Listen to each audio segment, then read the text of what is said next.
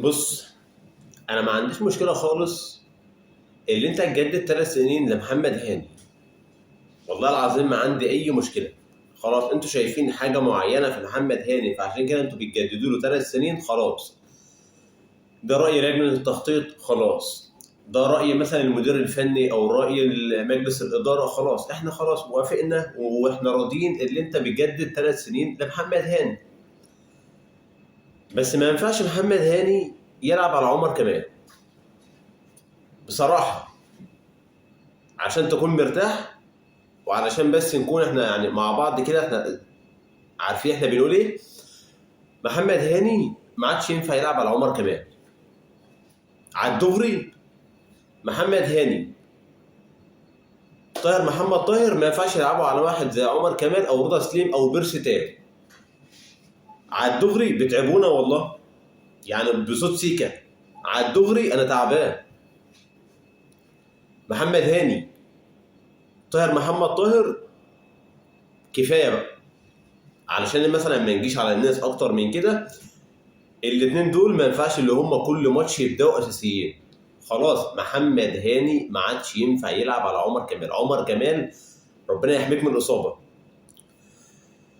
انتهت مباراه الاهلي وطلائع الجيش 2-0 للنادي الاهلي، يرفع رصيده للنقطه رقم 57 ومواصله الضغط على فريق بيراميدز اللي كسب الاتحاد السكندري 4-0. المباراه اللي جايه هتكون يعني مباراه مصيريه في الدوري، هي القمه الدوري السنه دي الاهلي مع بيراميدز. خلينا نتكلم في الماتش مع ماتش النهارده. الماتش او المباراه اتلعبت على شوطين. الشوط الاولاني احنا ما جيناش خالص، مش عارف ايه اللي حصل. تحس ان احنا اتحسدنا في الماتشين اللي فاتوا، ماتش طلائع الجيش مع ماتش الداخليه. وعايز اقول لك برضو يعني سبحان الله، يعني تحس ان انت يعني حاجه انت بتبقى عارفها. مفيش حد ما كانش متوقع الاداء ده من طلائع الجيش. ما كانش حد عنده يعني تخيلات او هو متهيئ حاجه ان طلائع الجيش اللي انت شفتها في ماتش 4-0 هتلاقيها النهارده. مستحيل. ما فيش حد هيلعبك بطريقه واحده ماتشين ورا بعض وانت كسبه الماتش الاولاني 4. قلت لك المباراه الاولانيه انت كسبت طلائع الجيش 4-0 والدنيا عنده متدربكه. عبد الحميد بسيوني في التايم الثاني قدر يغير طريقه اللعب اكتر من مره. هو باصص لقدام، هو باصص لمباراه زي ماتش النهارده 2-0. انت بتلعب التايم الاولاني احنا ما ظهرناش. انت متخيل لما يكون التايم الاولاني عندك نجم الفرقه مصطفى شوبير؟ يعني لولا مصطفى شوبير والجونين اللي شالهم، الكره اللي هي في الدقيقه 11 طبعا، ده اول كره لطلائع الجيش اللي هو خدها من ورا محمد عبد المنعم، اللاعب اللي اسمه محمد هاني صدرها من مصطفى شوبير. الكره الثانيه عندك في الدقيقه 24 فرصه بتاعت طلائع الجيش اللي هي المزدوجه، كوره بكورتين شالهم مصطفى شوبير. متخيل انت بالاداء اللي انت كنت بتعمله التايم الاولاني طلائع الجيش لو كانت حطت كوره من الكوره دي جون او حطت الكورتين بقى 2-0؟ انت متخيل ان المباراه كانت هتروح فين؟ في مباراه انا بشوفها ان يعني كولر وانت بتلعب مباراه طلائع الجيش الراجل كان عينه على ماتش بيراميدز، وده غلط. يعني بصراحه ده غلط. هنرجع تاني، ارجع بقى معايا للذاكره مباراه الزمالك. شفت انت خسرت من ماتش الزمالك لان كولر كان عينه على مباراه مين؟ مازيمبي. فخسرت ماتش الزمالك. النهارده برضو كولر لولا التدخلات السريعه في التغيير، او لو كان طلائع الجيش التايم الاولاني خلص مثلا 1-0 طلائع الجيش او كولر اتاخر في التغييرات، الموضوع كان هيصعب عليه. ما فيش يعني النهارده اداء الاهلي مختلف تماما الشوط الاولاني عن الماتشين اللي فاتوا. طلائع الجيش مختلف تماما عن الماتش 4-0. طلائع الجيش يعني في التايم الاولاني مش عايز اقول لك كانوا الافضليه، لا، هو التايم الاولاني انت ما انتش عارف ما بيلعبوا ازاي. انت هتتفرج كمان على التايم الاولاني والله العظيم لعيبه الاهلي انا مش عارف انتوا بتعملوا ايه، سواء باك يمين محمد هاني او طاهر، باك شمال جهه الشمال كريم فؤاد او احمد عبد القادر، مش عارفين، ولا حتى نص الملعب فاهمين، ولا حتى خط الظهر فاهمين. يعني في مساحات ورا كريم فؤاد كان بيلعب عليها طلائع الجيش. فانت قاعد التايم الاولاني مش عارف الاهلي بيعمل ايه، مش فاهمين ايه اللي بيحصل. حتى الكورتين اللي جم للاهلي في التايم الاولاني الدقيقه 7 عرضله محمد هاني خبطت في اللاعب بتاع طلائع الجيش غيرت اتجاهها. يعني دي تعتبر اخطر فرصه للاهلي، جايه خبطه في اللاعب كده جت بظروفها.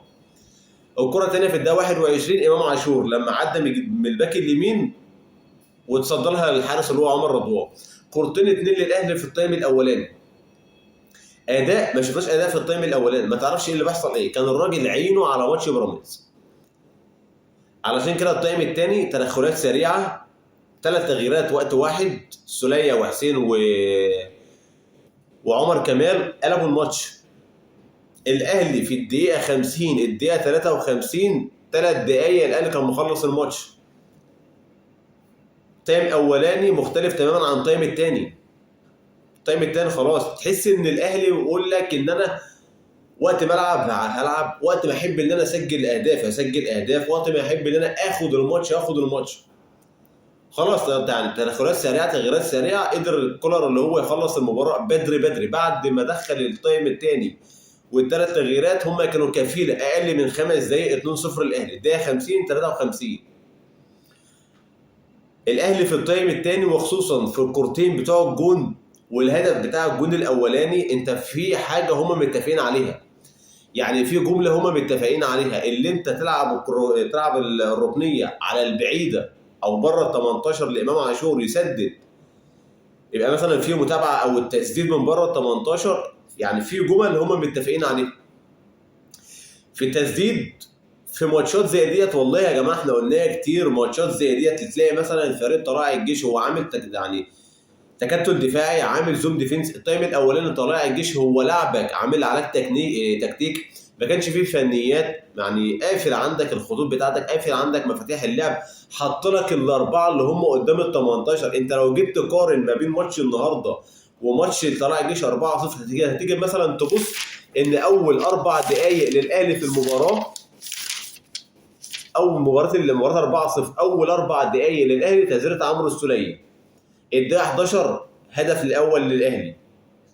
الدقيقه 14 تسديده كريم فؤاد. 25 كريم فؤاد.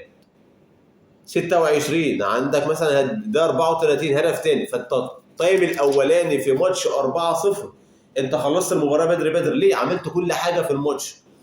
لكن النهارده بقى هو غير لك طريقه اللعب. يعني لو جيت تتكلم على الورقه هو بيلعب 4-2-3-1 ده على الورق، لكن في ارض الملعب بيلعب 5-4-1 وعايز يلعب على المرتد، او يلعب 3-5-2. المهم اللي هو قدام ال 18 عنده قافل لك الدنيا، مانع ان انت تلعب اي تسديده، مانع. خلاص ما هو اتعلم من الدرس اللي فات 4-0، ما ينفعش اللي هو يخسر تاني منك 4-0. ما هو انت لو انت بتلاعب فرقه كسبتك، يعني انت كسبها الماتش الاولاني 4-0 وجات الماتش اللي بعده هتلعبك بنفس الطريقه، يبقى المدرب اللي واقف ده على الابيض، يبقى عبد الحميد باسوني ما يعرفش حاجه، لا. لكن هو الماتش الاولاني هو خلاص عارف اللي هو خسران، بس انا باصص لقدام. البصه لقدام دي طبقها عليك النهارده، حط لك 4 قدام خط الظهر، خلاص منع عندك التسديد، منع عندك اي حاجه، مقرب اللعيبه من بعض، منع عندك المساحات، ما كانش فيه اي مساحه. حتى لما انت مثلا يعني تخترق من العمق مضيقه عليك، ما كانش فيه فرصه ان انت تسدد. تيجي مثلا تخترق من الاطراف ما تعرفش ايه اللي بيحصل في اللمسه الاخيره، ما تعرفش. التايم الثاني تدخلات سريعه تغييرات سريعه، قدرت اللي هي تخلص المباراه 2-0 للنادي الاهلي.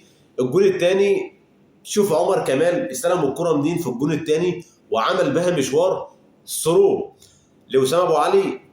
وسام ابو علي خلاص والله يعني يعتبر احنا في فتره قليله يعني خلصنا فيه كل الكلام. لوسام ابو علي السحبه الوحيده واللي هو يحط خالد سطوحي في ظهره دي الوحيده بالجون.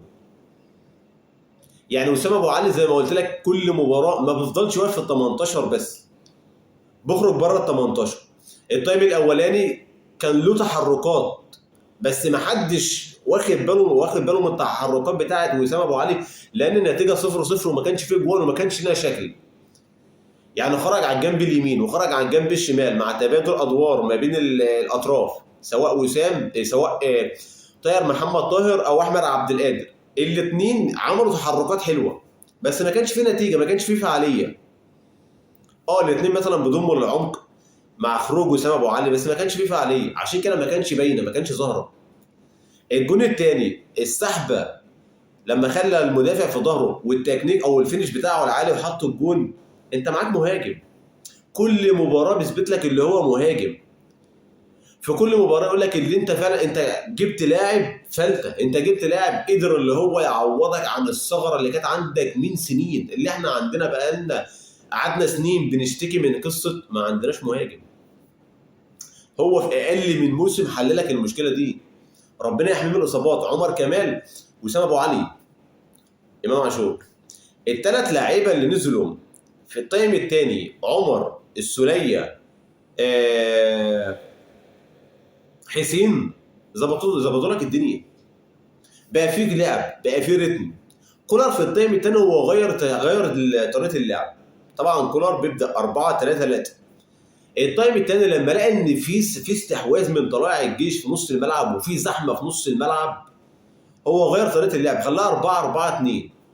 جاب طاهر بقى، ضم طاهر كده من قدام، جابه تحت شويه في نص الملعب الاربعه، وخلى الاثنين اللي قدام حسين مع عبد القادر.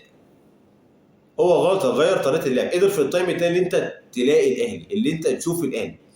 قدرنا التايم الثاني اللي انت تشوف استحواذ للاهلي، انت مسيطر على الكره لما تخسر الكره بترجعها بسرعه. بدات تشوف الاداء اللي انت اتعودت عليه من الماتشين اللي فاتوا. فهي حاجات بسيطه الراجل غيرها في طريقه اللعب، قدر اللي هو يرجع تاني الفرقه للماتش. قدرت ان انت مثلا ترجع باقي الاستحواذ، قدرت ان انت ترجع تشوف الاداء. في بروفا، هي البروفا الاخيره قبل مباراه بيراميدز. مباراه بيراميدز انا معاك اللي هي هتبقى اول حاجه مطلوب منها ثلاث نقط، لكن لو اداء مع نتيجه مش هنكون زعلانين، ده هنكون مبسوطين جدا. اللي انت تعمل نتيجه على فرقه زي بيراميدز، منافس ليك على الدوري، فرقه بالسكواد اللي عندها، فرقه بتاخد احتواء كتير، تعمل عليها نتيجه واداء، يعني هتبقى حاجه حلوه قوي. يعني احنا منتظرين اداء ونتيجه للاهلي يوم ماتش بيراميدز. فالحمد لله على المكسب. 3 نقط مهمين جدا، 3 نقط بيخلي الاهلي يواصل الضغط على بيراميدز من اجل العوده للمكان الطبيعي للمركز الاول. مباراه يوم الجمعه يا جماعه تبقى مباراه صعبه جدا. ماتش النهارده لولا التدخلات سريعه من كولر، لولا اللي انت جبت جون في اول 5 دقايق من التايم الثاني خدها 50، كان الماتش هيصعب عليك جدا.